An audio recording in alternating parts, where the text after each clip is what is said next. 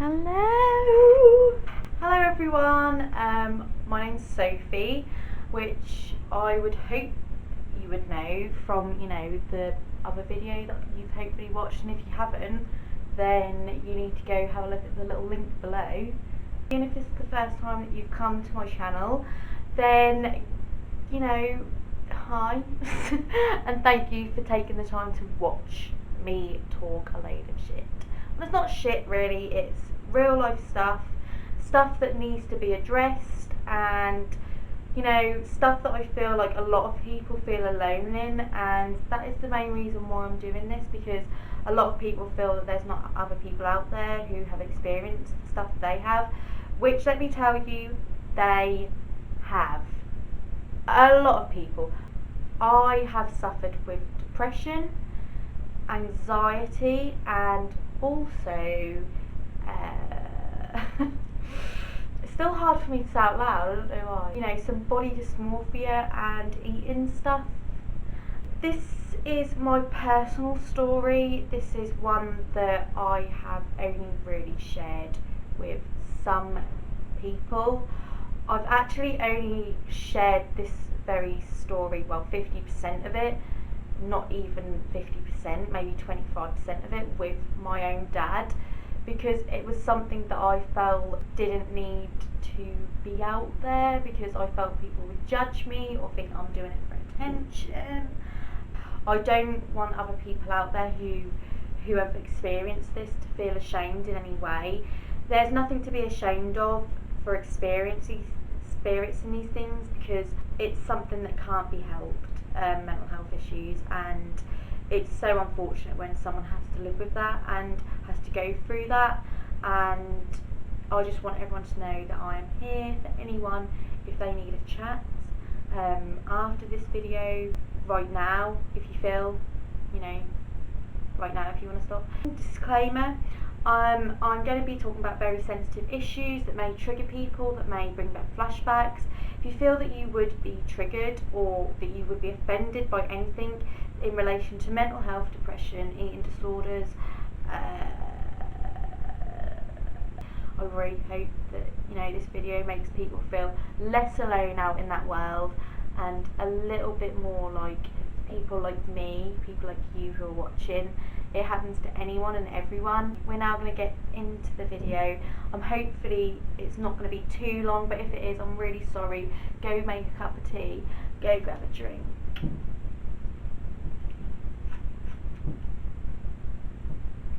And let's start. Some of you watching may or may not know about some of the things that I've experienced already. The only thing really that anyone really knows that I've suffered with is depression and suicidal thoughts. I put a post up on Instagram of my tattoo. Oh my god, how do I do this? I don't know, I can't see that. It was in regards to mental health awareness. That was the first time that I'd ever made it public, ever, that I suffered with mental health issues. And from that point onwards, it opened this gate for me that made me feel a lot more proud to talk about it, and proud to support people, and not afraid to talk about the stuff that some people are like, you shouldn't really be saying stuff like that, you shouldn't be talking about stuff like suicide, and God forbid if that actually happened in real life. It does, mate, and a lot more people need to talk about it. I'm going to start off with something that probably is going to shock some people. Not something that I've shared with anyone other than my boyfriend. But I think a lot of people may have picked up along the way of things I've done, of ways I do things. Food has always been a massive issue for me. The only reason it became an issue is because food was the only thing that I could control in my life, and I liked the fact that I could control it, and I liked the fact that if I didn't want to eat, I didn't have to eat. And I guess that's how it all started. Probably started in high school. A lot of girls in my year were very developed, they had boobs, they had a bum. My best friend had the biggest tits I've ever seen in my life at that age. And obviously when girls went to go to PE and stuff like that, it was so embarrassing. I'm not ashamed to say it now, I used to stuff tissue down my sports bra. So it looked like I had boobs. From then, I was constantly judging myself, looking in the mirror. I started to think that I was fat. When I looked in the mirror, I used to see fat on my stomach. It's hard to explain, it really is, but anyone who knows what I'm talking about, they know what I mean, what I'm going on about. But I used to look at myself and my mum would go, "There's nothing on you, there's nothing on you." That thing in my head just continued for years and years and years. I have also got type 1 diabetes. I just want to put that out there because it's going to make a lot more sense as to why I also struggle with my food. So with my type 1 diabetes, I have to eat, I have to inject. I probably could go a whole day without eating, but I'll probably be really ill because I wouldn't have had any insulin. That was another thing that really annoyed me because I felt that I couldn't go on all these diets like the other girls did. So like one of my friends went on like this juice gravy diet thing or something like that, and I was actually jealous because, you know, she was getting really skinny on it, and I was like, oh my god, I want to do that, but I can't because of my diabetes. It was literally just in my head 24/7. I need to lose weight. I haven't got boobs, I haven't got a bum, I need to make something. So I started exercising. That exercising was excessive. And when I say excessive, I mean I would cry if I missed one day of exercising. I could be doing something all day, but if I didn't do, like, say, a squat or a sit-up or something involved in that activity, I would feel like I was a failure for that day, and I would wake up the next day and have like 10 stone on me. I remember when I was like 15, I went on holiday with my dad to go see my granddad in Greece, and all I done that holiday was wake up early, go for a run down the beach before anyone's up, so they wouldn't even know that I've gone for one, go back to my hotel room, do like 50 sit-ups, 50 squats, then repeat it like 3 times. So every single day I was going for a jog in the morning in this heat. Bearing in mind it was August and we were in Greece, so you can just imagine how hot it was. I wouldn't even enjoy the holiday because I was constantly worried about what I was eating, if that was going to bloat me out. I was thinking I can't have alcohol because that's really going to bloat me out the next day and I'm going to look really fat in my bikini. And it was just little things like that that really were horrible, because when I look back now it just makes me sad because I didn't enjoy them years. I really hated it, and I still hate it. I still suffer now with my body image and how I look and what I eat. In my normal day I'll have a shake after gym in the morning, so I go to the gym in the morning, and then I'll have, you know, maybe some protein and some vegetables at work at lunch, and then I go home and I try and force myself to think you need to have some carbs because you've been working all day, you've exercised, and the only carb that you've kind of got is from the protein shake, which is like and I then have to think to myself, brown pasta or rice is really healthy, you know, you only need a little bit, you don't need much. Then I start to think to myself, right, if I only have this much, then that's like that amount of calories, and, you know, tomorrow, you know, I'll wake up and I won't feel bloated and I won't feel this and I won't feel that. It's something that I still deal with every single day. It is something that I am still struggling with to get out of my head because it is constantly there. It's like someone just constantly saying you're fat, you're fat, you're fat, you're fat, you're fat, you're fat, and it really drains you. And I got to a point once where I actually wanted to get liposuction on my stomach. And when I think back to it, I think, why on earth? I wanted it for my 18th birthday. I wanted liposuction on my 18th birthday because I thought my stomach was fat. and I'm actually bigger now than obviously when I was 17. And like, I think, oh my god, why was I so silly? I was so skinny. But then I sit here today still having them thoughts, but then knowing that the reason I have them thoughts is because I do have some body issues and body dysmorphia, and a lot more girls actually have it, and boys, sorry, have it than other people think. It may just be something from, you know, excessive exercise into college. In college, it really hit an all-time low. That is when my depression hit in. That is when my body dysmorphia really hit me hard, and it's only now when I sit back and look at it that I can really tell why.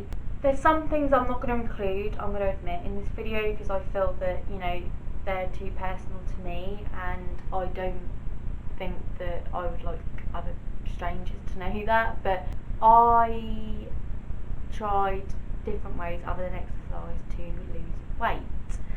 One of them was actually to try to force myself to be sick.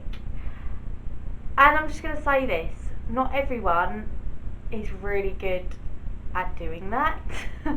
I definitely wasn't. I am awful at trying to make myself be sick. All I do is gag. There's nothing. It was just like, ugh. And at that point I literally sat on the toilet and was like, why is it so easy for everyone else to lose weight, and for me, I'm sitting here struggling? But I wasn't fat, I was skinny as hell. I look back at videos and I look back at how skinny my legs were then, and I'm like, how did I think I was fat? But I guess everything on with like not having a bum at that time, not having no boobs, being really tiny, I felt kind of like everything together just merged into one fat, awful mess. So I actually resorted to another technique, which I'm not going to say what brand it was because obviously it weren't meant to be used in this way. Let's just say I couldn't find a way to get it out. So I'd eat what I want, and then I found this amazing thing at the time, which I thought was amazing, called, let's just call it a bowel softener. So yeah, I used that to try and reduce my bloating, to reduce my fat. And let me just tell you, anyone who's out there now watching this and is like, oh my god, I do that, it doesn't work, and it actually fucks your body up big time. I got to a point where I was taking, like, you're only recommended to take 2 of these tablets before you go to sleep. I was waking up in the morning, I was taking 4 to 5 of these things before college. And yeah, so one day I thought, stuff it, I'm going to take 5 because I feel really fat today. Like, I was just like, I'm going to take 5, and I've got college, so it can't be that bad. I didn't shit myself or anything like that, but the pain I experienced in my abdomen from these 5, which are only meant to use 2, 5 tablets, was excruciating, and I literally thought that I was going to have to go to hospital because I thought my bowel was going to fall out of my ass. That is how painful it was. When you take so much of something and there's nothing left in your stomach, nothing is going to come out. So when that thought popped into my head, I honestly thought I was going to have to go to the hospital because I thought the only thing left to come out is actually my insides. I have stopped doing that now. It really just messed my body up because I wasn't able to go to the toilet normally. I would have to take these tablets in order for me to go to the toilet because my body was so used to me taking these tablets. Living your life like that is not a life to live because you need to be near a toilet constantly. You've got stomach cramps. If you use it for a long period of time like I did, you could potentially get stomach ulcers, which is not something that you want to get. I forced myself away from it because I felt myself getting really ill, and I'm so glad I did, because it could have caused so much more like medical trouble along the way. Another thing that really is something that puts me back into this, self-loathing, orbit kind of thing, is Snapchat's history. I'm constantly reminded of how skinny I was a year or 2 years ago, and I got in a relationship, and obviously, everyone knows when you get in a relationship that you comfort eat, and I did put a lot of weight on in 2018, don't get me wrong, but not that much. But when you look at pictures of when you were skinny, it really does hit home. And you go up to the mirror and you look in the mirror and you start grabbing yourself, you start looking from the side, you're like, oh my god, I don't look like that model on that thing, I don't look like her. You order a bikini or something, you try it on and it doesn't look the same because obviously you haven't got the same body, but your mind's not telling you that, you're just like, oh my god, it's because I'm fat. It is because I'm fat. And it's not. No girl's body is the same. Everyone's body works differently. When I went to Mexico with my boyfriend, I really forced myself to not exercise on that holiday. I felt myself putting the weight on, like I did feel myself putting the weight on, but I was literally just like, you're here to enjoy yourself, you've got an all-inclusive, pig out. Why should you have to restrain yourself? I did really enjoy myself, but obviously when I got back off the holiday I felt awful. I started looking at pictures before I went on holiday. I set myself back in that mood again, as if to say, I'm fat. Why does my boyfriend want me? I look gross. I have really been trying hard. I've been going to the gym ever since then. I've been trying to remain healthy. I've been trying. I've had a few snacks here and there, Chinese on Monday. One thing that I really struggle with is sticking and trying to plan meals on my own. I found actually or a company called Compose. They help basically plan your exercises, plan what you're going to eat, and it's really, really helped me. I remember once in my diary that I'd not looked in ages. This is when I realised that I had a problem with my body. I never saw it as a problem before. I thought that every other girl was like it, because I was just too busy comparing myself to all these people online, to comparing myself to my friends. And as a result of that, I started writing in my diary. I remember finding this diary and reading the pages, and I cried because when I saw what I wrote, that really hit home to me then, that I have a problem and that I need to own up to that problem so that I can start to feel better. And I literally wrote over 3 pages worth, just the word fat. When I read that, which was the start of 2018, I broke down and I could not believe that I had wrote that about myself. I must have been in a really dark place, which I was at the time. I honestly do not think that body dysmorphia, whatever you want to call it, is something that I feel that I'm ever going to get over. I always feel that it's going to be in the back of my mind, just purely because I've always had issues surrounding myself. Moving on, I went through a really depressive state for about 2 to 4 years, and I still get in them states now. I had a relationship through college. It was on and off again, as always. Then relationships are never really, fully stuck. But we were teenagers, for God's sake. We were 16 and 17 years old. We thought we knew everything. We thought we were in love. We thought we loved each other. In my second year, that's when everything hit me, and I was really low. I didn't want to ever wear anything but black jeans and a jumper. During college, my mum noticed a big change in me. You know, my mum was just like, what is wrong with you? Like, you never eat anything. She noticed the way I dress. Talking about this period of time in my life is really hard because I felt so vulnerable at that point, and to this day I still don't quite understand my own mental health issues because it's just so in depth and hard to understand and explain. At the end of college, me and my ex-boyfriend parted ways. I think that was the light switch onto my depression. Through the relationship, I had lost all my friends. I really segregated myself. The only person I really wanted to talk to was my boyfriend at the time, and from that my friends made new friends in college. So when me and my ex-boyfriend separated, it was really hard. I didn't have anyone. I am just going to put it out there, I didn't really have anyone to talk to except for my mum. I used to lock myself in my bedroom. I think the longest I went without eating something was like 3 days.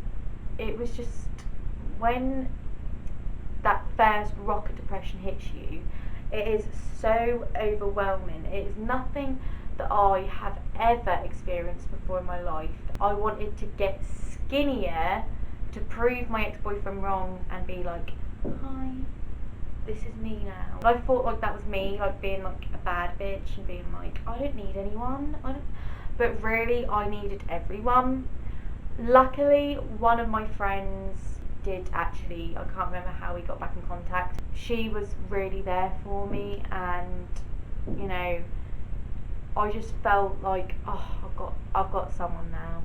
And that is the main thing. It's always difficult because when you haven't got anyone, you just think, what is the point of like doing this anymore? And during that period of time, I'm going to admit I was suicidal. I'm going to admit something. I actually wrote out 3 letters. One to my mum, one to my dad, and one to my brother. And that day, I don't know why, I just came home, I was really down, and I just thought, what is the point? I just didn't really understand what the point was. I didn't have any friends. I didn't have anyone to talk to. I wrote them letters and I left them on the end of my bed. I went out to the river and I literally sat on the river's edge. I was just like, do I really want to drown though? I just thought, it's not going to work, one, because as soon as I go in that water, I'm going to start fighting. And that is not something that you want to do when you try to end something quickly. And I started like asking myself questions like, if I'm thinking about it this much, I don't want to do it. I turned myself around. I was there for about half an hour just standing there. And I turned myself around, I came back inside, I ripped up them letters and I put them in the bin, and I just thought to myself, I can't believe that I was going to do something so stupid. Been many times where I've thought about, you know, what is the point?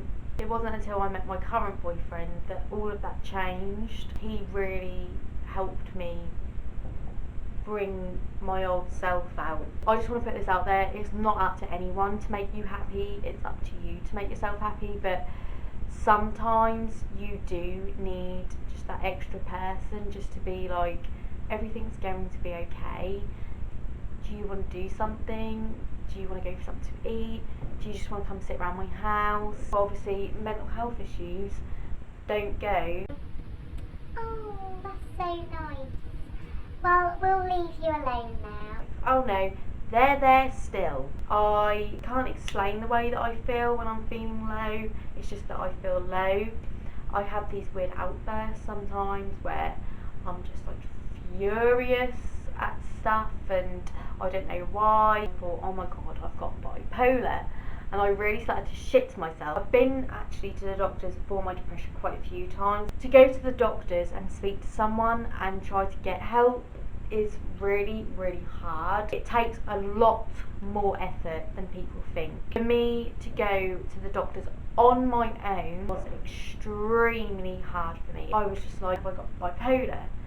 And he basically said that actually it's not necessarily a genetic thing. You are nurtured into picking up stuff, And apparently that is true. When you're with like your partner, obviously you pick up things that they say, you start to say, and it's exactly the same for younger children who maybe have a relative or like an older relative or a younger sibling or a parent who has a mental health issue. They do tend to pick them things up. I do honestly believe that it isn't me picking up things. I do honestly just believe that it's just, something in my head that I can't help.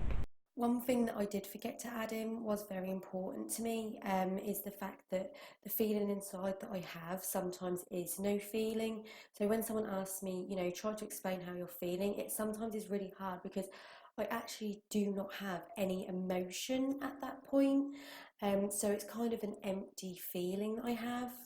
So another thing that comes along with depression is anxiety, and it's something that I have only experienced over the past year and a half, let's say. The first panic attack I ever had was on the way back from work. I was biking home, and all of a sudden, it was just like, like when you put a fan in your face and you can't breathe because you're trying to breathe in all of that. You're like, can't breathe. That is honestly what I felt like. I'd stopped the bike. I thought I was like having a heart attack or something. I laid on my bed. I called my mum and she was like, you need to take all your clothes off, lay on your bed, on your back, and just look up and breathe. And honestly, that is the best advice. It was just such a scary thing to experience, and obviously I know quite a lot of people do suffer with that. So if you have, and it's something you suffer with quite a lot, I do really feel for you. I don't know if anyone else does, and if you do, I would really be pleased to hear why you think that this happens to me. When I drink, I literally nearly all the time have a panic attack, and it's only recently that started to occur. I really don't know why. I had such a good year last year, and I am going to have a really good year this year. So a lot of you may be watching this and be like, you've not really explained. All my experiences are just way too much to be putting on camera. I just feel like some things are a bit too personal. There were so many different things during my time at college that really hit onto my depression. I just had a really shit time at college, and I hated it, and I really couldn't wait to leave. With my situation, everyone's mental health is unique to them. Everyone's experiences are unique to them. I have experienced some other things that I am not going to be putting out there because they're really private to me, and I just don't feel ready yet to share that. People's words, what they say. I've had time and time again, I've tried to talk to people about stuff that I've experienced, or just try to give them a bit of insight as to why I feel like this, and it's just like, you're looking for sympathy, just really nasty things like that. No one is looking for sympathy, we're looking for someone to talk to, and unfortunately most of the people in this world are not very good people to talk to. I had a quite bad rough patch at the start of this year. I don't know why. I really started to hate myself again. It's the worst thing really, because when you're in that mindset of really negative mental health, there's nothing around you that will make you think that life's good, and that's something that is really hard, because obviously with my partner, he has to deal with my mood swings. It's hard for someone who hasn't experienced it to actually understand and take into account why you're feeling like that, because most of the time I'm not feeling like it for any reason. And now I'm happy, and I have done it all myself without any medication. I agree with medication. I think if you need to take it, you can take it. I just don't personally want to take it myself because I am on medication already. I'm now just going to talk about something very sensitive. Did mention it previous, but it's just about suicide and suicidal thoughts. When you feel dark, when you're feeling dark and you're in that dark place, sometimes the only comfort you have is knowing that you can end it, and that's dangerous. And sometimes people do it when they feel really low, like at times obviously when my relationship ended and I thought the only way for me to feel happy again was to end my life, which was not the case. I still have thoughts like that. That is hard to admit because I want to think of myself as a strong person, but you can't always be strong. A few months ago I actually, felt at that point again where I just didn't really see the point of much, and I actually googled like the easiest ways to, this website pops up straight away, and it really did change my thought. It basically was just a page about someone who was in the exact same situation as me, and they were doing a blog. Through that, they were giving you reasons to stay. When I was reading this, I was actually out with my boyfriend at the time and his friends, and it makes me feel sick saying that because I know that them guys are going to watch this and be like, what the fuck? But it's true. I was actually out with my boyfriend and his friends at the time when I googled that, and after reading such a lovely website who was understanding, I literally looked up and I saw my partner and like everyone who was there having a laugh and stuff, and it's them moments that you look and you think, fuck, why would I want to leave this? It's moments like that when you think you could really change your life in a split second if you don't really consider how it's going to affect people around you. And also, once you're gone, that's it. There is no turning back. And that is always something I say to myself when I feel that way. Once you've made the decision, there's no turning back. In life, you can make a decision, you can turn back on that decision. But once you choose to end your own life, there is literally no other way back if you do it successfully. Like I said in previous videos, you don't want to be making snap decisions based on a really bad period of time, because the next day you could wake up and you could feel like a different person. You could think, fuck me, what was I crying about yesterday? And I think that is the thing with mental health issues, is every single day is different. Some days I wake up and I look in the mirror and I think my body's looking good, and then like this morning I woke up and I looked in the mirror and I was like, what the fuck? I was skinny yesterday. By me sharing my stories and experiences with you guys, I'm hoping that you would entrust me in carrying on these videos and hopefully giving you a little bit more insight every time I do a video about me as a person. That every day is a new day. You're loved by so many people, and the way that you're feeling is not your fault, and that you shouldn't feel ashamed to talk about it, and you shouldn't be made out to feel that you're attention seeking or anything like that, because you're not. You should be allowed to speak about whatever the fuck you like, because at the end of the day we have free speech in this country, and if more people want to know about mental health and say that they want to, get to know a little bit more what's involved in it, then they'll sit down and they'll listen to you.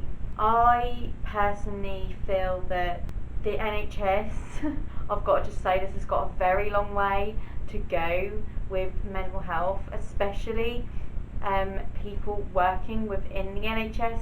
We've still got a long way to go to really understanding and supporting people with mental health, and I think that is the key factor, is just giving people a voice to tell them it's okay not to be okay. Talk to your mate. Say, look mate, I feel a bit shit today. Do you mind if we have a chat? And let me tell you something, if that friend turns around and goes, "God, man up," they're no friend. A friend is supportive, they will listen to anything you have to say, they give you supportive and good feedback and criticism, and overall a friend should be there for you. In a situation like that, they shouldn't be selfish, they shouldn't tell you to man up. If you're feeling low, guys, and your friend turns around and says something like that to you, you shouldn't be surrounding yourself with people like that, especially if you're feeling that way. You need to find people that are going to support you. I'm hoping that you guys enjoyed this, and if you did, please give this video a thumbs up, subscribe, follow all the links down below. I'm going to be putting my Twitter. It's made me happy that people want to support me and do this. So to you guys who have, thank you.